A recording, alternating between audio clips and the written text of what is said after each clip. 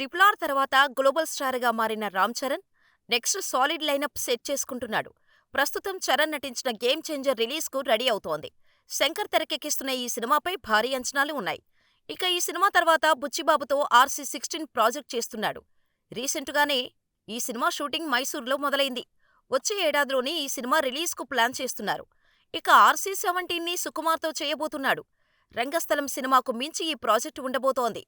మరి సుకుమార్ తర్వాత చరణ్ను డైరెక్ట్ చేసేది ఎవరంటే, పలువురు దర్శకులు ఈ రేసులో ఉన్నప్పటికీ ఇద్దరు యంగ్ అండ్ టాలెంటెడ్ డైరెక్టర్స్ మాత్రం దాదాపుగా ఫిక్స్ అయినట్టే.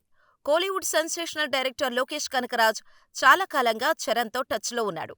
ఎప్పుడైనా ఈ క్రేజీ కాంబో ఉండొచ్చు. ఇక లేటెస్ట్గా కన్నడ డైరెక్టర్ నార్తన్తోనూ సినిమా ఫిక్స్ అయినట్టేనని చెప్పాలి. గతంలో కన్నడ స్టార్ శివరాజ్ కుమార్తో నార్తన్ తెరకెక్కించిన మఫ్టీ మూవీ బ్లాక్ బస్టర్గా నిలిచింది. ఇటీవల ఈ సినిమాకు సీక్వెల్గా వచ్చిన భైరథీ రొణగల్తో మరో హిట్ అందుకున్నాడు. అయితే గతంలోనే ఈయనతో చరణ్ ఓ సినిమా చేయటానికి రెడీ అవుతున్నాడనే వార్తలు వచ్చాయి. తాజాగా నార్తన్ తన నెక్స్ట్ సినిమాపై చేసిన కామెంట్స్ వైరల్ అవుతున్నాయి. నా కొత్త ప్రాజెక్టు KVN ప్రొడక్షన్తో చేయబోతున్నాను. హీరో ఎవరనేది ఇంకా ఫైనల్ కాలేదు. కానీ సూర్య, రామ్ చరణ్తో చర్చలు జరుగుతున్నాయి. త్వరలోనే దీనిపై అధికారిక ప్రకటన చేస్తామని చెప్పాడు నార్తన్.